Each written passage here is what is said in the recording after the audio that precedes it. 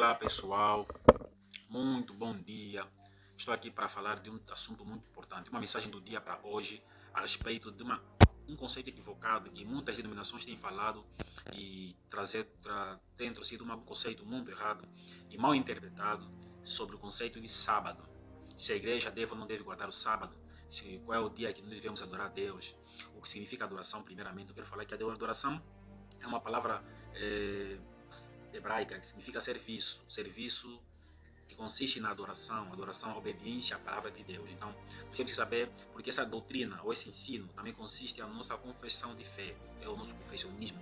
Então, para isso, nós temos que saber o verdadeiro conceito coerente sobre o sábado. Tá bem? Se sábado faz parte do mandamento, da lei moral de Deus, dos 10 mandamentos, e como devemos guardar o sábado, se a igreja pode ou não deve guardar o sábado. Então, há certos conceitos que levantados, uma grande discrepância, a confusão, discussões sobre esse ensino, sobre o dia de sábado. Então, para começar já, eu quero fazer uma breve introdução com relação a certos livros que eu vou abrir aqui. Livros muito interessantíssimos. Vamos já aqui refutar bem sobre esse dia de sábado, para saber se na verdade a Bíblia sustenta o que muitos têm ensinado sobre guardar ou não guardar o sábado. Vamos lá. Primeiro, a igreja deve guardar o sábado ou não? A pergunta é essa aí. E eu agora vou ler aqui algo interessante. Diz assim: guardar o sábado implica guardar a lei. Tá vendo? Guardar o sábado implica procurar obedecer toda a lei moral de Deus, dos 10 mandamentos mesmo. Aquela lei dos 10 mandamentos que a Bíblia fala: se tropeçares um só mandamento, erras todo. Aquele mandamento que nenhum homem no mundo, nem Moisés, nem os patriarcas, nem ninguém cumpriu. Tá falando isso aí. Guardar o sábado implica guardar a lei. Por quê? Porque o sábado faz parte da lei. Tá vendo? Nos escritos dos pais da igreja não se encontram bases para guardar a lei do sábado no ar. A igreja está debaixo da graça e não debaixo da lei. E que pela lei ninguém pode ser justificado. Romanos 3:20. O que ele fala em Romanos 3:20? Vamos lá. Romanos capítulo 3, versículo 20. Diz assim: visto que ninguém será justificado diante dele por obras da lei, em razão de que pela lei vem o pleno conhecimento do pecado. A lei não foi dada para salvar ninguém. É por intermédio da lei que vem o conhecimento de que é pecado e que todos somos pecadores condenáveis diante de Deus. Tá vendo? Então a lei foi dada para mostrar o nosso pecado, para nos julgar, não para salvar ninguém. Vamos lá. O propósito da lei foi condenar, como eu disse, né, e não salvar. Romanos 3:19. O que diz 19 aqui? Antes do 20, nós lemos, tem o 19. Diz assim o 19.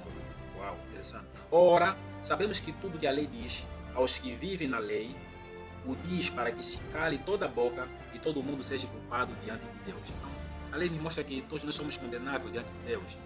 Esse é o propósito da lei. Então, vou mostrar aqui a lei. Então, o propósito da lei foi condenar e não salvar. Tem mais de Romanos 5, vamos lá, capítulo 5, versículo 20. Diz assim: sobreveio a lei para que ao voltasse a ofensa, mas onde abundou o pecado, superabundou a graça. Tá vendo? Então, a lei foi dada para que o pecado seja reconhecido. Romanos capítulo 6 também, versículo 14, vamos lá, a 15. O que ele diz aí? Porque o pecado não terá domínio sobre vós, pois não estás debaixo da lei, e sim da graça. E daí? Havemos de pecar porque estamos debaixo da lei? Havemos de pecar porque não estamos debaixo da lei, e sim da graça? De modo nenhum.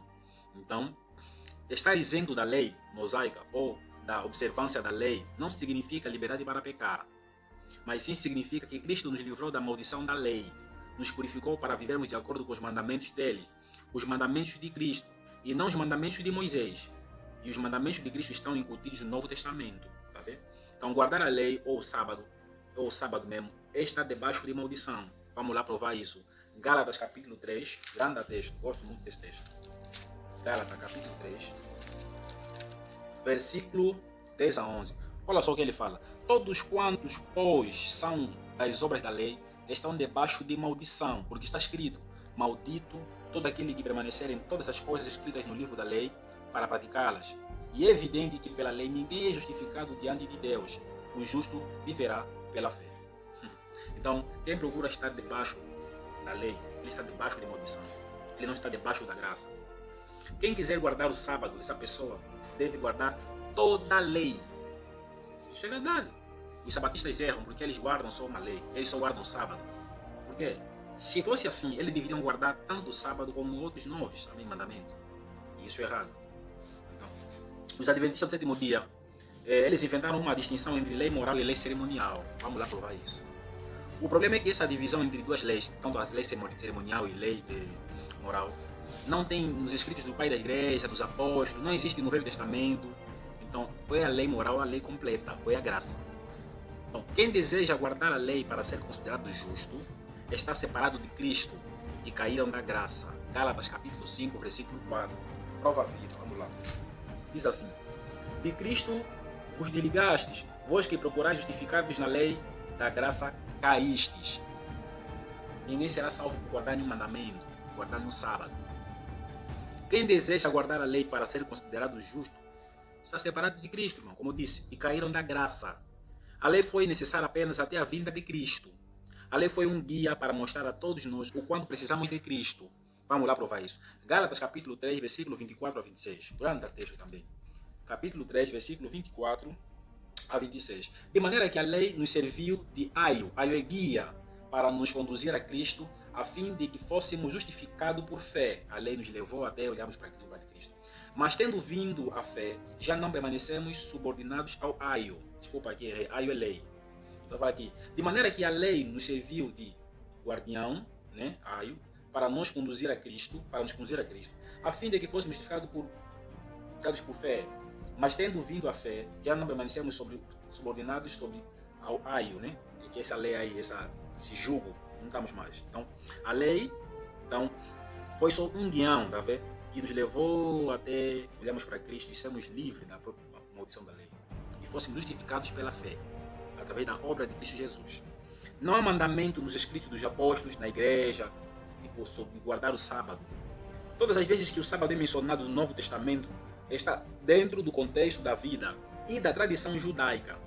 E nunca um mandamento ou uma doutrina para os cristãos. Nunca vais encontrar nenhuma parte da Bíblia do Novo Testamento como mandamento para guardar o sábado. Nenhum texto só. Nenhum só. O apóstolo Paulo guardava o sábado porque ele era judeu. E essa era a tradição da nação. Era a tradição do povo dele. Só a menção do sábado em momentos diários na vida judaica e nunca na vida da igreja gentílica. No Novo Testamento, a igreja gentia, como somos nós, não há nenhum mandamento, nenhum apóstolo deu uma orientação segundo Cristo para guardar o sábado. O apóstolo Pedro reprovava os judeus que tentavam induzir os cristãos lá na igreja de Atos e se convertiam a Cristo, os gentios, para guardarem os mandamentos e serem circuncidados, e só assim eles seriam salvos. Mas o apóstolo Pedro reprovou essa ideologia, refutando que isso era um jugo tão grande, um peso, que ninguém suportaria. Está lá em Atos 15, 10. Vocês podem ir lá e ler. É um grande equívoco usar passagens da vida judaica ou da tradição judaica para querer validar uma doutrina que nunca foi ensinada como um mandamento para a igreja. Isso é perigoso. A igreja não guarda o sábado, porque é da lei. E não estamos mais debaixo da lei, e sim da graça. Tá vendo? Hebreus capítulo 7, versículo 12. Vamos ler bem rápido esse texto. O que Hebreus fala? Vamos lá. Hebreus capítulo 7. Capítulo 7, versículo 12. Fala assim. 12. Vamos lá. Pois, quando se muda o sacerdócio, necessariamente há também mudança de lei. Cristo é o nosso sumo sacerdote eterno. Quando Cristo veio, mudou-se o sacerdócio, porque aquele sacerdócio de Arão, os seus filhos, não era um sacerdócio perfeito, e esse sacerdócio de Arão era com base na lei mosaica. Já o sacerdócio de Cristo não dependia, era independente da lei mosaica, era a segunda ordem de Melquisedeque. O que significa segunda ordem de Melquisedeque? Significa dizer que Cristo, o seu sacerdócio, é superior ao sacerdócio de Arão. É isso aí. Não depende de uma lei de Arão, porque ele é perfeita e eterna. Então, mudou a lei, tirou a maldição e trouxe a graça, o favor. Tirou a condenação e trouxe a salvação. Tirou o legalismo e trouxe a liberdade. Tá vendo? Porque o fim da lei é que? É Cristo. O fim da lei é Cristo. Cristo. Então, a igreja não guarda o sábado, porque é da lei. Mas se alguém me perguntasse, mas irmão Carlos, se fosse para guardar um dia, qual é o dia que seria específico para ser guardado? Eu iria dizer com todo respeito que seria o sábado. Sim, seria o sábado. Mas só que o sábado não é dado como mandamento no Novo Testamento. Simplesmente fazia parte da cultura judaica, da tradição judaica, era específico. Não podemos extrair coisas das escrituras que fazem parte simplesmente da construção da história da redenção e específico da tradição judaica e aplicar no dia atual acreditando como um mandamento. Porque nem um apóstolo, nem Cristo, nem na história da igreja, nem ninguém deram um mandamento sobre isso, a falar que deve-se guardar o sábado.